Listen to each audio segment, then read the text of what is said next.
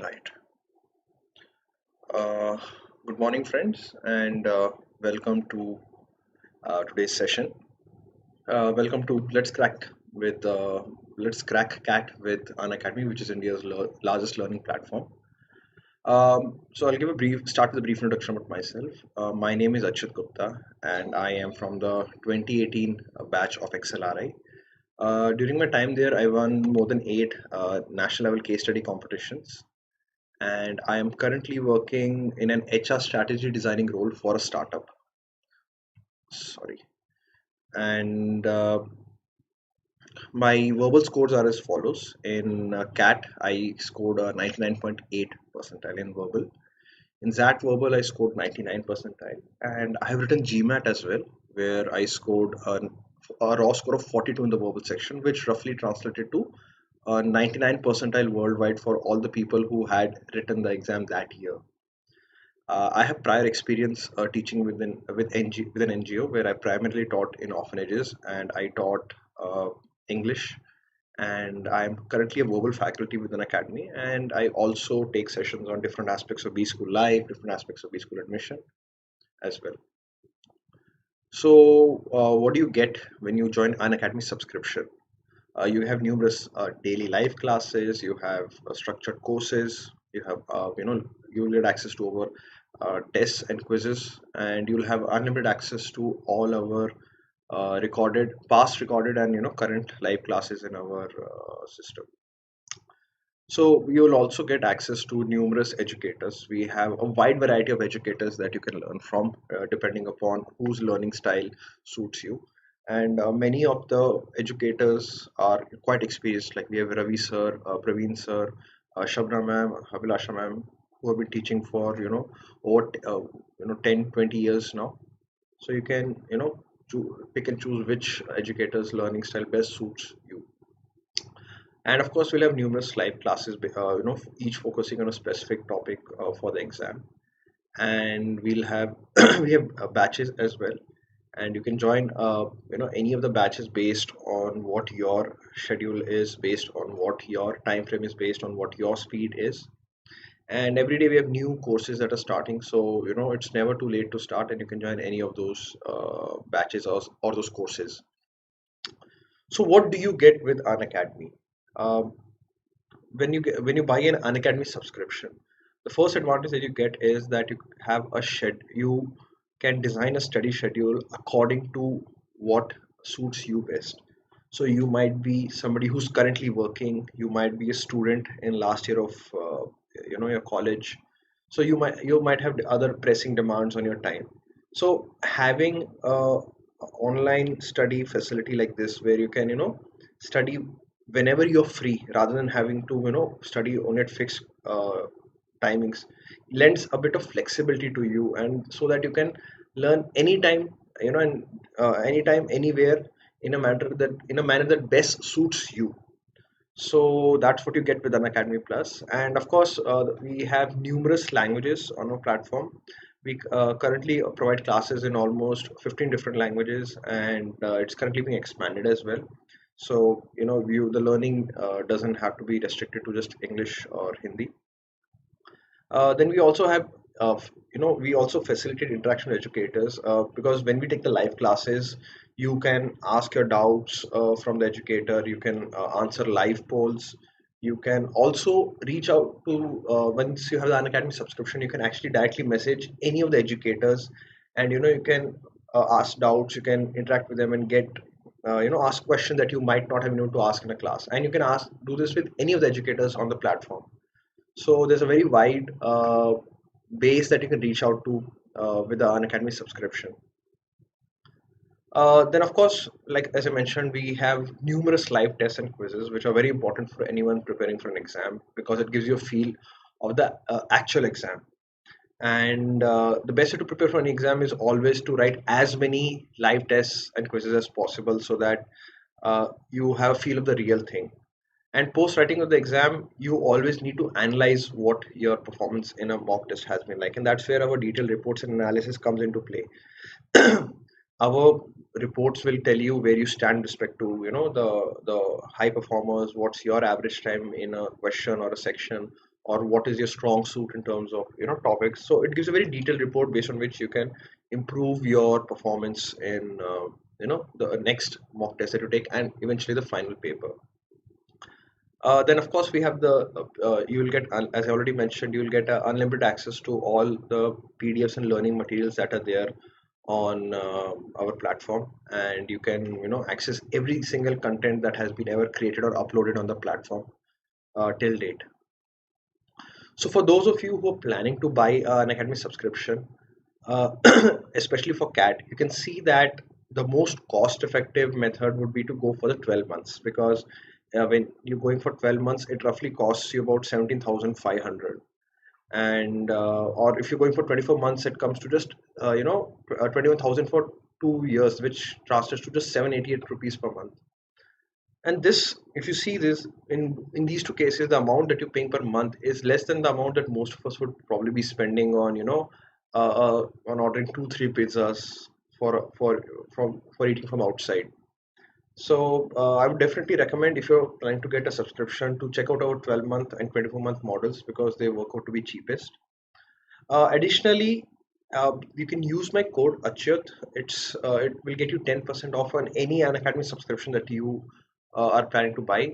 In fact, you can share it with your friends as well if any of them are planning to buy any other courses from Unacademy, and it will help them get 10% off. So please, if, when you do buy an Academy subscription, please use my code Achyut, and please ask your friends and family members to use it as well. Excuse me. Right. So let's come to today's topic. So what is the importance of the verbal section in a management exam? So let's take the top three exams that most people attempt. First, we have CAT, obviously. CAT has a total of 3,400 questions in the paper, out of which 34 questions are for verbal. And since each question has 3 marks, that's totally 102 marks that you have for verbal out of total 300 marks paper. So just over 33%.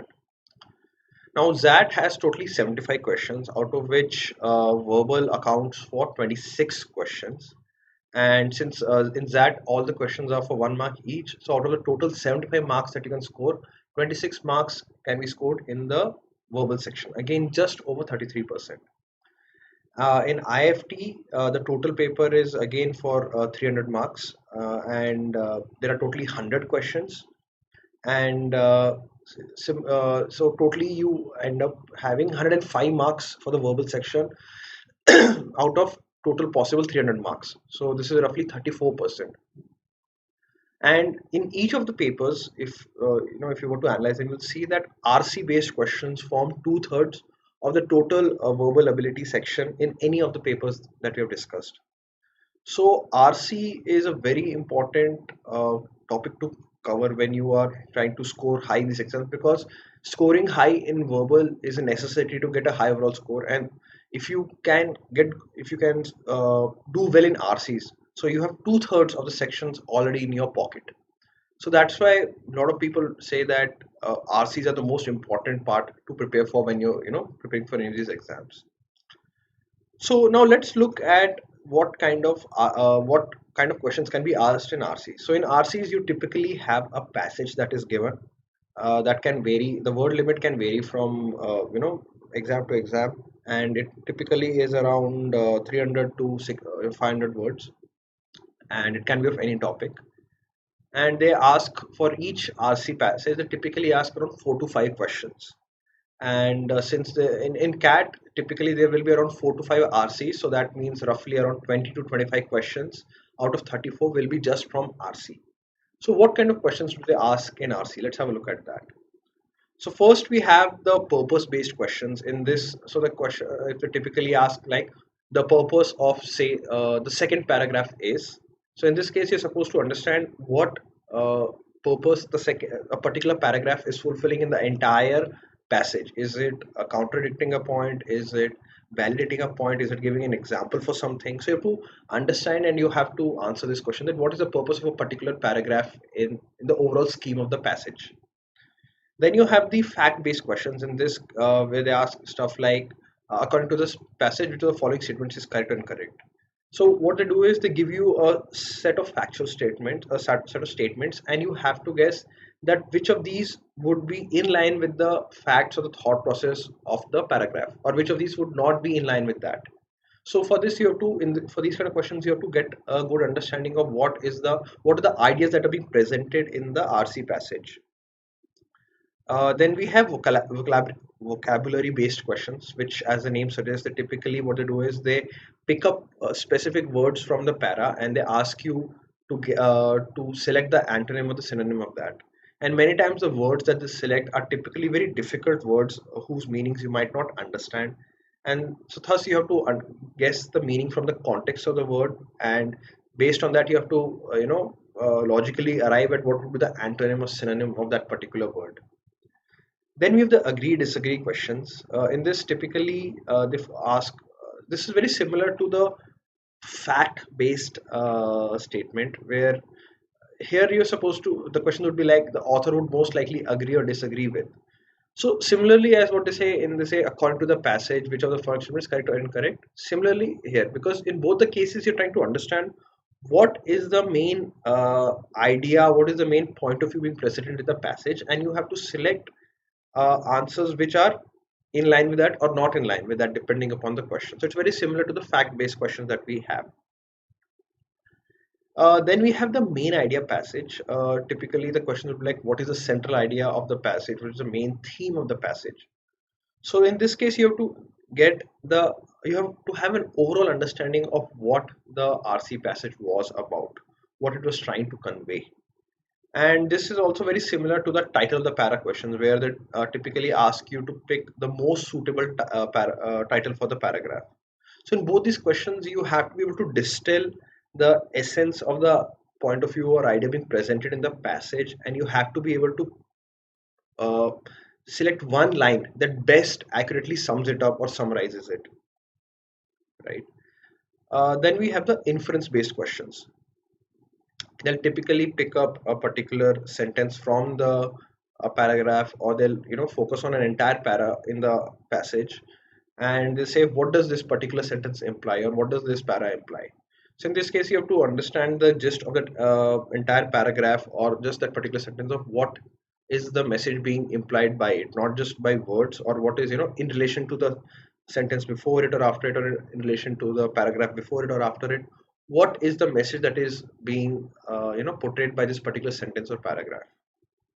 And then we have, of course, the tone based messages questions, in which they typically ask what is the tone of the author best described as, in which you have to understand whether the overall tone of the passage, is it factual, is it sarcastic, or is it inflammatory, things like that. You have to understand the tone. So requires very nuanced understanding of what the author is talking about, and in what manner is the author talking about the passage. So let's start with looking at couple of logical reasoning based RC questions. These typically don't appear in CAT. These are very rarely appear in CAT, but they usually appear in other exams. They also appear in GMAT, and as I mentioned, they sometimes do come in CAT, so it makes sense to be prepared for them. So let's see how these kind of questions go. Uh, let's see what the passage says. It says that regulations recently imposed by the government of Rizemia call for unprecedented reductions in the amount of pollutants manufacturers are allowed to discharge into the environment. It will take costly new pollution control equipment requiring expensive maintenance to comply with these regulations, and the resultant price increases for Rizemian manufactured goods will lead to the loss of some export markets.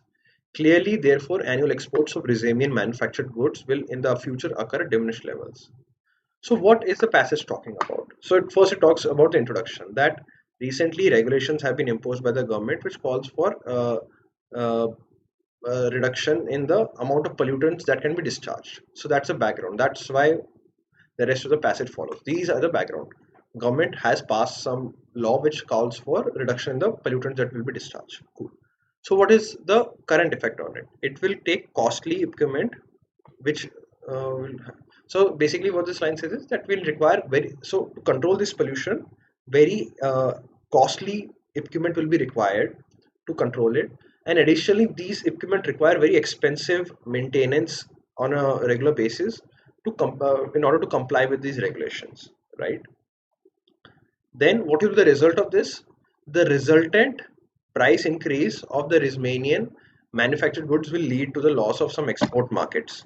So basically the saying is that because expensive machinery which requires expensive maintenance will be required to be used by companies, there'll be therefore, because there's a increase in the cost of input, the output cost of the finished products will also increase, and this will, because the cost will increase, there might be a loss in of the export business for the country, and the author then finishes with an assumption that therefore therefore annual exports of Romanian manufactured goods will in the future occur at diminished levels. So therefore he's saying that there's a good, so the author is assuming that comes to a conclusion that the future annual exports of Romanian manufactured goods will occur at lower levels than current, because obviously there will be loss of the export markets due to the price increase which comes from the pollution equipment which is required for, because of the new laws that have been made. So we have got an understanding of the passage now. Now, which of the following, if true, more seriously weakens the argument in the editorial? Now the thing is, the argument, we have to find that which of these following statements will combat the argument that is being made here, which is that the annual exports of Romanian manufactured goods will in future be at a lesser level. So basically we have to find a statement that will lead to the conclusion that no, the future exports of the Romanian manufactured goods will actually occur, will not diminish, that it will either remain the same or it might possibly increase. So let's see which of the following statements uh, proves that point, right, of the exports increasing. A, the need to comply with the new regulations will stimulate the development within Romania of new pollution control equipment for which a strong worldwide demand is likely to emerge. So the first says that in order to comply with the new regulations, there will also be some research and development that will be done within Romania for this new pollution control equipment. And because there will be some research and development and manufacturing done of these kind of pollution controlling equipment, there'll also be a worldwide demand for these kind of machine. It's not just Romania which will be using this. There'll be a worldwide demand for this particular machinery. Now, now let's see what is the consequence of this particular sentence.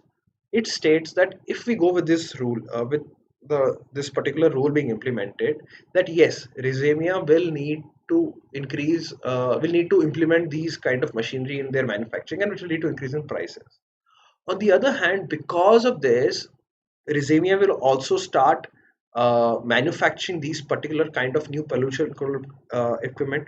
That's what it is. Stimulate the development for this, and these kind of machines will be there'll be demand for these machines across the globe, right? So what that means is that while on one hand your prices will increase, on the other hand you will be addressing a new and upcoming emerging market across the globe. So obviously if Rizemia will be exporting to meet this kind of demand, their exports will increase. So A definitely indicates that if A is true, then it would definitely lead to an increase of the exports from the Rizemian country, uh, although for a new kind of product, but nonetheless overall the exports will increase. So A does seem likely. A might seem to be the answer because it does weaken the argument. But let's see the other answer option and see if they strengthen, if there's a better answer option or not. B says the proposed regulations include a schedule of fines for non-compliance that escalates steeply in case of repeated non-compliance. Now, what is this basically says that the laws that are being put into place typically have a list of fines for non-complying with the pollution reduction policy, and if the people do not, if there's any company that does not comply with it, if they continue polluting, they'll get fined. And if they repeatedly keep on not following the law, then each time they'll have an increasing fine. So let's say the first time they're caught, a company is caught polluting the environment or not using this machine, the pollution controlling machine, they'll be charged an X amount.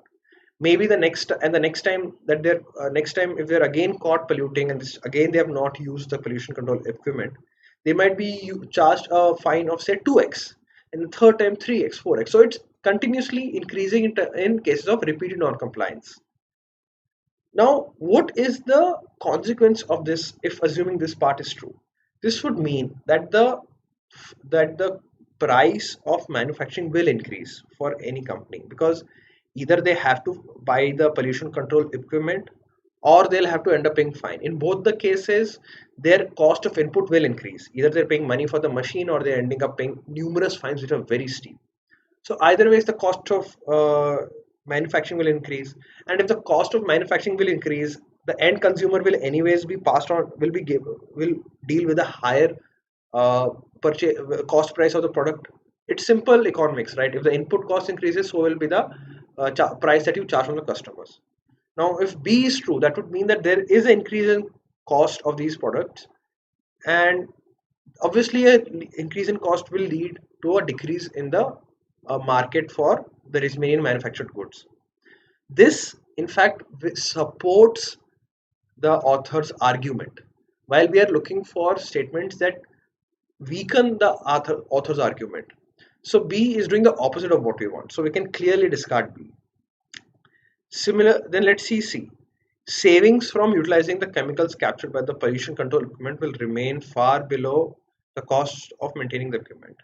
Basically, it says that the pollution control equipment will capture some chemicals from being thrown out, right? Some waste chemicals, and you can the companies can actually reuse these chemicals for other products, right?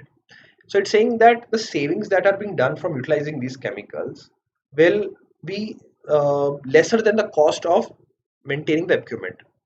So what does that imply for the manufacturers? It means that even though they will make some savings from the chemicals captured, nonetheless the cost of the maintaining the pollution control equipment will be very high, higher than the cost or than the money saved from the utilizing the chemicals. So that means overall the money that is being used for this pollution controlling is going to be high, and if it's that going to be high, again the output cost is going to be high, so therefore the end price will anyways increase and the exports will decrease. So C is actually again like B, strengthening the argument of the author, and thus not what we want. So B and C can be eliminated. Let's see, D. By international standards, the levels of pollutants currently emitted by some of Resemia's manufacturing plants are not considered excessive. Now, does this weaken the author's argument? The fact that their pollutants that are being emitted by Tasmanian plants are not too much.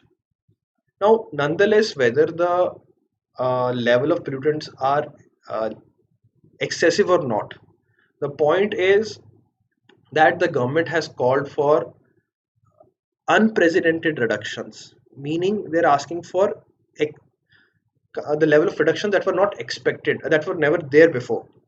So that means that clearly indicates that the government is calling for a drastic decrease in pollution. So even if the level of pollution being done by the manufacturing plants is not excessive, the government would still want them to reduce it, right?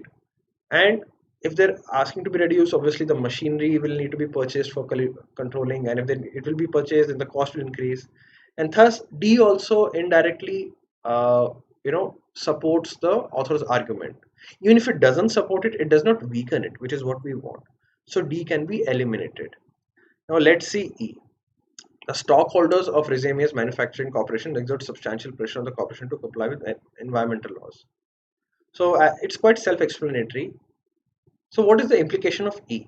E would imply that the cost of manufacturing will increase because all plants will end up using the pollution controlling equipment.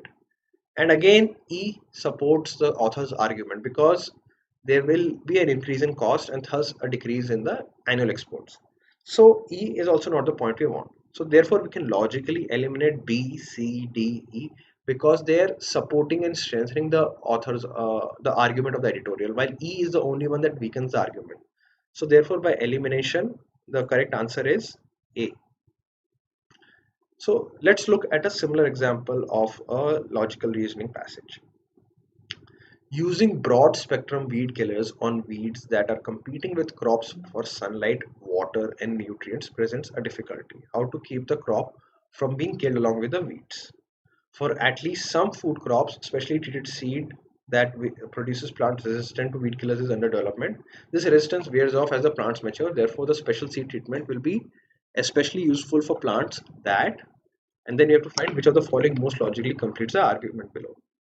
So the passage is talking about that the problems with weed killers. When you use a broad spectrum weed killers, meaning a broad spectrum weed killers means that it will kill most types of weeds, not just a specific type of weed.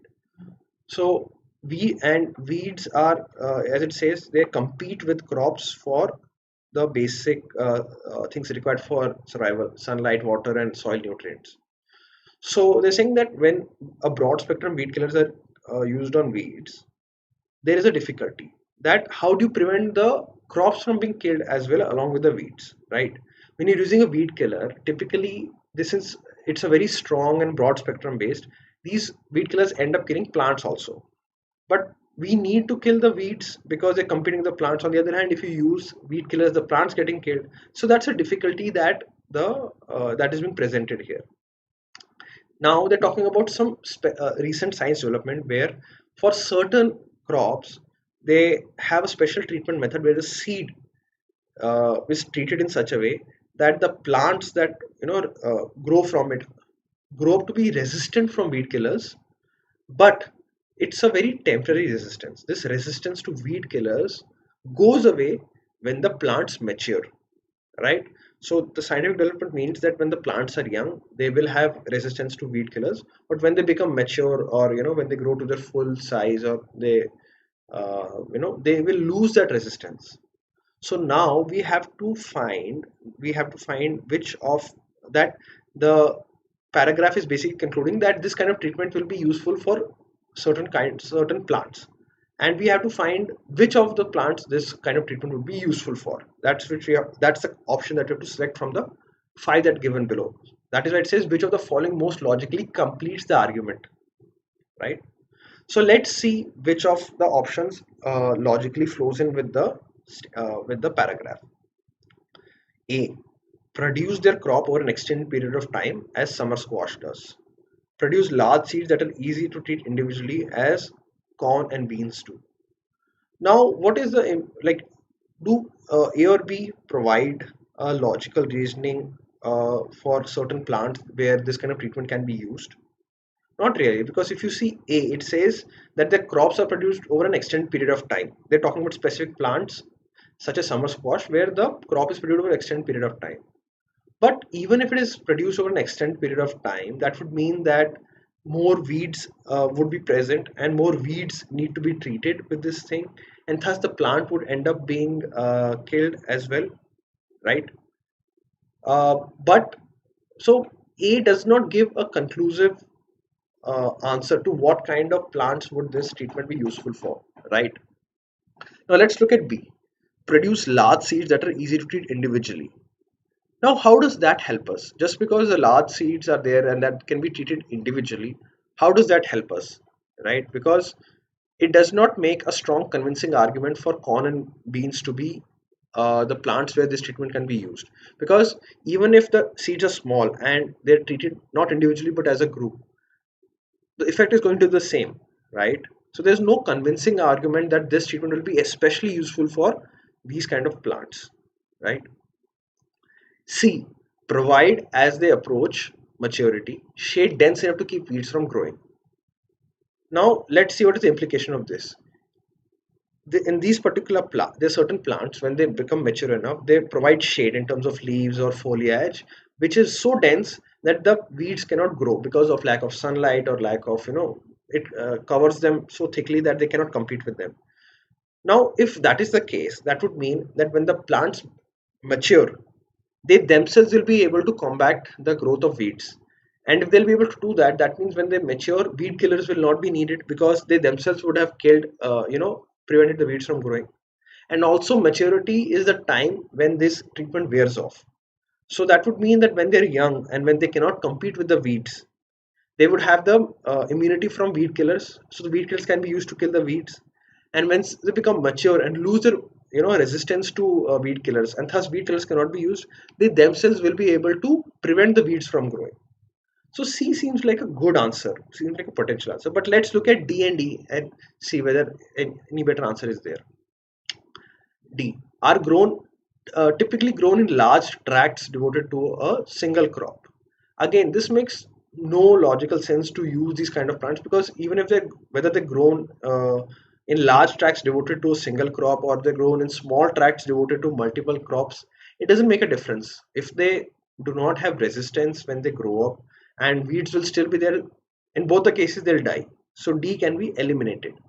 E are cultivated specifically for the seed they produce rather than for their leaves or roots. Again, in this case also, if even if they're cultivated specifically for the seed they produce, the fact of the matter remains that when they mature is when they reach maturity is when they produce the seed. Typically, that's how it is for any plant, right? So, anyways, when they reach maturity and they start producing the seeds, that time there will be weeds also. And when weed killers are used, then the plants as well as the weeds will die. So E can be eliminated, and thus by logical elimination, C remains the correct answer, right? Now, let's look at a similar question. According to a study, after a week of high altitude living, 20 men had slimmed down. The men, who were middle aged residents of low altitude areas, had been taken to a research station at 2,650 meters or 8,694 feet above sea level. They had unrestricted access to food and were forbidden vigorous exercise, yet they lost an average of 1.5 kgs during their 1 week stay. Clearly, the lower availability of oxygen at higher altitudes or hypobaric hypoxia can be said to have caused the weight loss since. So now, basically, thing is, it's talking about a study where 20 men were taken who lived. They were middle-aged people living from plains, from the plains, from low altitude areas, and they were taken and kept in a high altitude area for a week. There, and this was at a height of 2,650 meters or 8,694 feet above sea level, right? So there, these men were given unrestricted, unlimited amount of foods. Whatever they wanted to eat, they could eat. The only condition was that they were forbidden from doing heavy exercises, right? So despite having so much of access to food, and despite being told not to do heavy exercise, they each lost 1.5 kgs in just 1 week, each of them on an average. So therefore, they're saying that we have to find which of the statements supports the which of the five statements supports the conclusion that because there was lesser oxygen at the higher altitude, there that led to the weight loss. So we have to find statements which uh, logically supports that claim that the weight loss was linked directly to the lack of the lower availability of oxygen at higher altitudes, right? So let's see the answer options. A. A decrease in oxygen intake has been shown to depress appetite. Now, if this is true, the fact that a decrease in oxygen will depress appetite, then that would probably support the case, because it was a lack of oxygen, there was a decrease in appetite. That is why these people, despite having so much of access to food, refused to eat food because their appetites were lesser, right? So this seems like a possibly a good answer.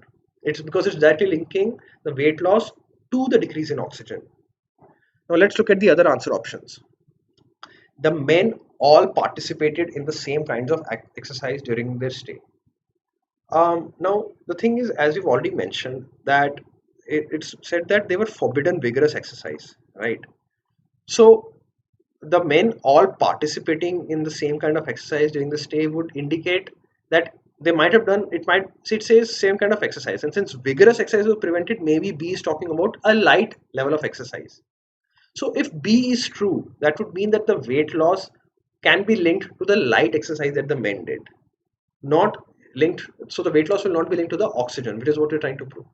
So B is not supporting the hypothesis, and therefore B can be eliminated. Now let's look at C. The foods available to the men had fewer calories than the food that they usually ate.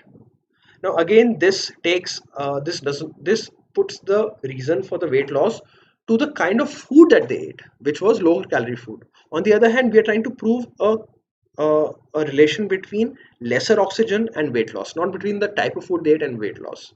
So C is also against going against the very thing that we're trying to prove, and thus C can be eliminated. Let's look at D. Exercise at high altitude is more difficult than exercise at lower altitudes is. Again, the point is this puts the focus on exercising.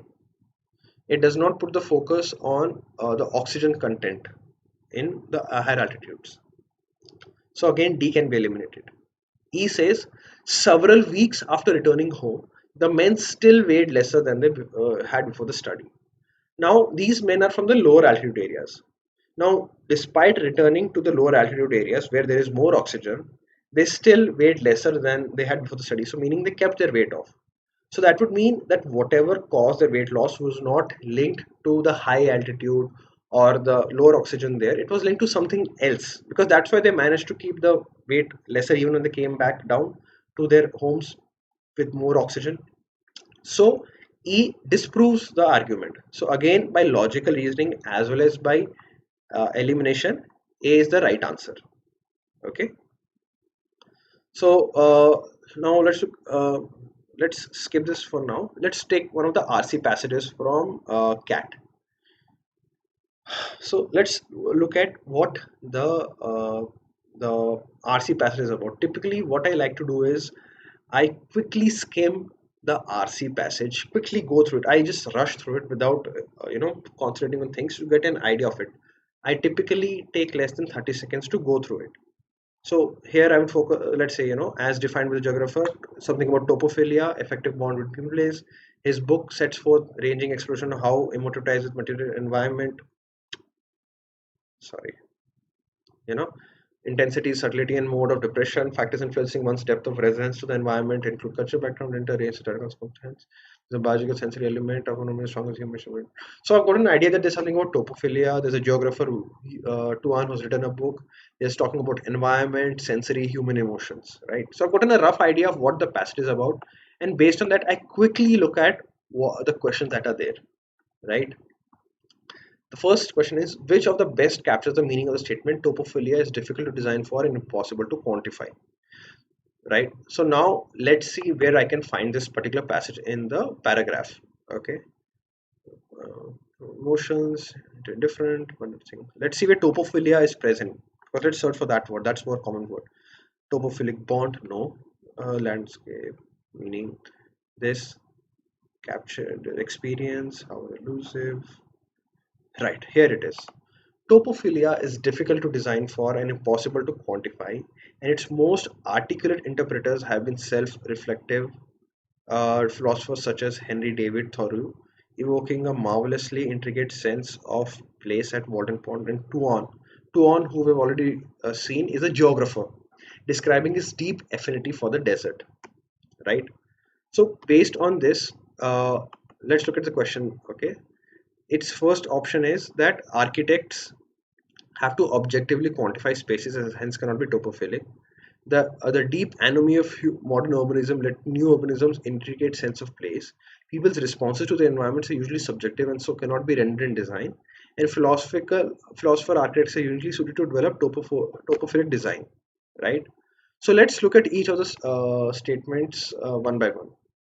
So it says architects have to objectively quantify spaces and cannot be topophilic. So is there a mention of architects around here? Let's see from the starting again. Let's see where if we can find mention of the word architect, right? Gender is there is a thing, become appreciation, ability, kind of a busy street. One might bond. What is let's get it is experience that has inspired recent architects. So basically, that says that topophilia has inspired recent architects, right? So when it says that architects cannot be topophilic, that's the opposite of what has been given there. So one is not the answer. So let's eliminate one. Then let's look at two. The deep anomaly of modern urbanism has led to new urbanism's intricate sense of place. Now, if you remember in the same next line, it says new urbanism seeks to counter the perceived placelessness of modern suburbs. Right. On the other hand, it says it says modern urbanism led to new urbanism's intricate sense of place. Does it mention a sense of place? Perceived seeks to counter placelessness of modern suburbs. So basically, modern urbanism seeks to counter the perceived placelessness. So modern urbanism. So basically, the what urbanism is trying to new urbanism is trying to do is here it claims that modern urbanism led to new urbanism's intricate sense of place. While here it says new urbanism essentially seeks to counter the perceived placelessness, right? So which is opposite of what is being described here. New urbanism does not have a sense of place. In fact, it seeks to counter the perceived placelessness of modern suburbs, right? So second can be eliminated. Third is people's response to their environment are usually subjective and so cannot be rendered in design. Let's see people's response to design, whether we can search for that particular phrase in the paragraph. Uh, let's look at,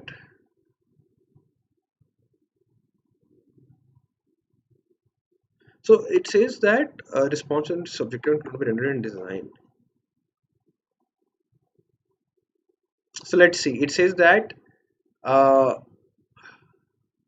it does agree here that his 1974 book set forth a wide-ranging exploration of how ties with the material environment vary greatly from person to person, which is true. On the so the first half of the sentence is true that the response to the environment are usually subjective, which is a fact. But the second part is cannot be rendered in design. Is that true? We have to see that.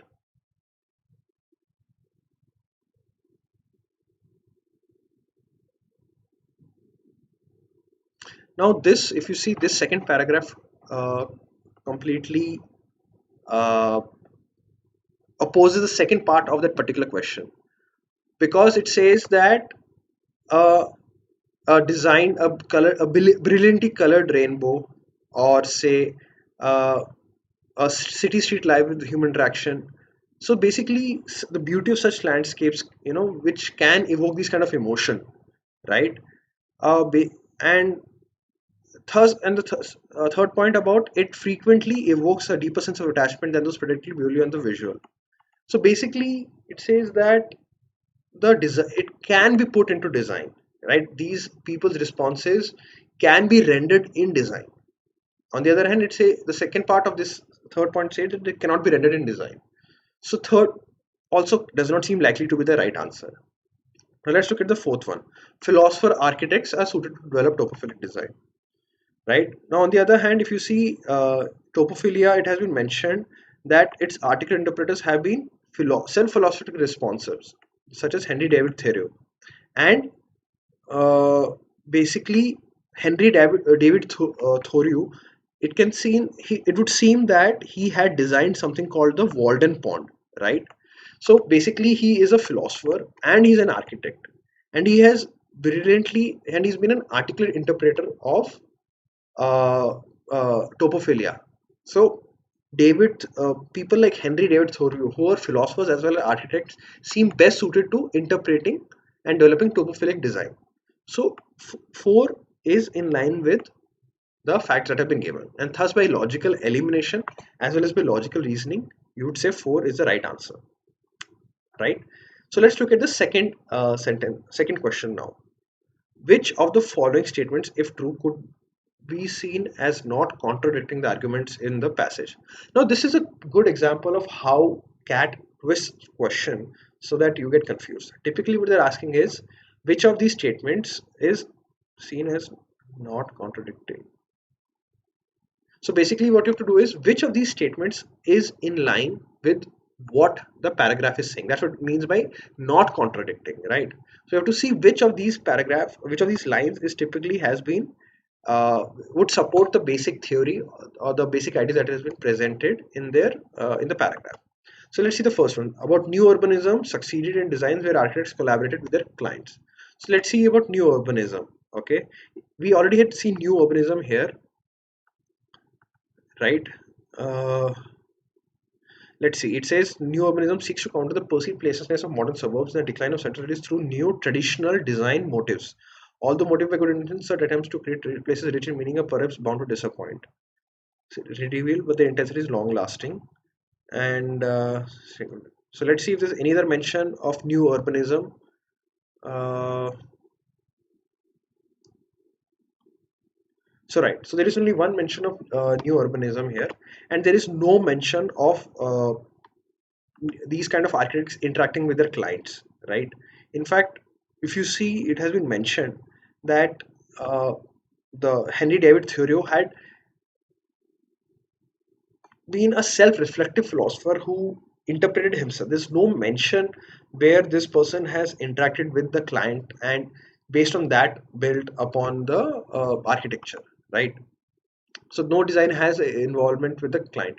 So one does not agree is not something that we can find within the paragraph. So one can be eliminated. Second, generally speaking, in a given culture, the ties of people to their environment vary little in significance or intensity. So we have to see whether there's a mention that the ties of people to environment varies little or not. On the other hand, in the first paragraph, there was a mention about cultural environment. It says set forth wide expression of how the emotive ties with the material environment varies greatly from person to person in intensity, subtlety, and mode of expression. So basically, it means that for some people it can be less. So there's a great amount of variety in terms of their response. On the other hand, it says that there's a very less variety in terms of the intensity or significance of response. So two is not something that is given in the paragraph. In fact, the opposite is given in the paragraph. So two can be eliminated. Now, third, the most important fundamental response to our environment is our tactile and olfactory response, right? So let's see if we talk about our response to environment, right? Factors influencing one's depth of response to environment. So argued there is a biological and a sensory element, right? Or in terms of response to the environment, factors. It says factors influencing one's depth of response, and that there is a element of biological and sensory element in terms of depth of response to the environment. Now now while olfactory response is a biological response because olfactory means related to smell, right? So olfactory is a biological response, so that part is correct. On the other hand, the first part is tactile here, while here it is given as biological, sorry. So the second part, olfactory, is a sensory related element, right? So that part is the same. The second part is same, but the first part, which is biological, is not the same as tactile. So therefore third can be eliminated as well. Now fourth is left. Let's see whether patriotism has been mentioned anywhere in the paragraph. So as you can see, there is patriotism that has been mentioned here in the last paragraph. Now when you talk about patriotism, now let's see what is the line that is given here. Patriotism, literally meaning the love of one's terra patria, has been cultivated by governing elites for a range of nationalistic projects, including war preparation and ethnic cleansing. Now, we know what patriotism is. Typically, it is used, it is a love for one's own motherland. But now the paragraph claims that this love for homeland has been cultivated by the governing parties, by the governing elites for nationalistic projects such as war or for ethnic cleansing. Ethnic cleansing is an example of where a particular ethnic background is completely eliminated. So this particular line is a reflection of what happened with Hitler during what Hitler did in Germany during World War before during World War II, where he led to ethnic cleansing of Jews and non-German people, and he also used patriotism. So that is a very dark and very scary usage of patriotism, right? And that is basically seen as what is given here. Patriotism, usually seen as a positive feeling, is presented by the author as a darker form of topophilia. So this is in line with what has been mentioned here. So therefore, by logical elimination and logical reasoning, we'll have D as the correct answer here, right? Now let's see the third question. In the last paragraph, the author uses the example of residents of upscale residential developments to illustrate the. Now first let's search for this line here. residents of upscale residential developments. So let's highlight this and see what they're talking about. Residents of upscale residential developments have disclosed how important it is to maintain their community's distinct identity, often by casting themselves in a superior social position and by reinforcing class and racial differences. And just as a beloved landscape is suddenly revealed, so this is the next sentence. Sorry, we can ignore this. So basically, residents in this have disclosed that it is important for them to maintain their distinct identity, and they do that by casting themselves in a superior social position and by encouraging class and racial differences. Right. So now let's look at the answer options here. This question. Manner in which environments are designed to minimize the social exclusion of the clientele, sensitive response to race and class problem in upscale residential. Social exclusive practice by residents in order to enforce a sense of racial or class superiority, introduction of nationalistic projects to sense and topophilia. Now, if you see in there's a mention of race and class and social exclusivity in first, second, and third. On the other hand, fourth talks about nationalistic projects, which was in a previous sentence. So fourth can be straight away eliminated. So now let's see out of 1, 2, and 3, which is the most closest to what is being mentioned there. One talks about the manner in which environments are designed to minimize social exclusion of the clientele. On the other hand, if you see the paragraph, they want social exclusion. They want their distinct identity, right? So they want themselves to be socially excluded from the group, right? So this is the opposite of what it is being said. So one can be eliminated. Second says sensitive response to race and class problems in upscale residential developments. Now the question is the fact that these people in these community developments are reinforcing class and racial differences. Does that mean that they are showing a sensitive response to such problems? In fact, it's the opposite. They're encouraging such problems. So second can be eliminated. Now let's look at the third one. Social exclusivism practiced by such residents in order to enforce a sense of racial class superiority. Now this is exactly what is being said there, that they're enforcing these kind of differences. So 3 is the right answer here, right? Now let's look at question number 4. The word topophobia in the passage is used. What is it used for? Now, if you remember when he started seeing the paragraph, it was mention of topophobia, right? It said topophobia, let's see, topophilia has been mentioned. Let's see where topophobia has been mentioned in the paragraph. It is in the last. Just as beloved landscape is suddenly, so do many landscapes of fear cast a dark shadow over a place that makes one feel a sense of dread or anxiety, or topophobia. So basically, a sense of some landscapes of fear cast a dark shadow place and make one feel a sense of dread of anxiety, right? So let's look at the answer options. To signify fear of studying the complex discipline of topography. No, there has been no mention of topography. Was there? No, there was no mention of topography or a studying of the landscapes, right? So A can be eliminated. B says as a metaphor expressing the failure of homeland to accommodate non-citizens.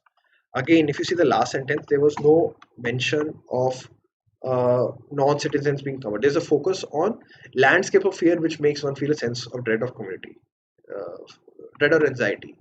So second can be eliminated.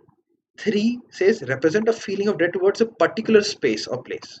Now this is in line with what it says, a fear over a place or a landscape, right? So this is in line with the what has been said there. So 3 seems like a possibly a correct answer, but let's see what 4 has to offer. 4 says to signify feelings of fear or anxiety towards topophilic people. As we've already seen, there is no mention of topophilic people, but there's a focus on particular space or places giving an anxiety or dread, right? Which is the topophobia. So therefore, by elimination, 3 is the right answer here, right? Then we come to the last question for this particular RC passage. Which of the following comes closest to the author's understanding of topophilia, right? The French are not overly patriotic, but they will refuse to use English as far as possible. The second is tendency of many cultures to represent their land as motherland, seen as topophilia. Scientists have found that most creatures, including humans, are born or whether cultivate nomadic sense. So let's see whether we can find instances of each of these answer options. There is a mention of the French, right? Let's see whether there is a mention of French in the passage, right?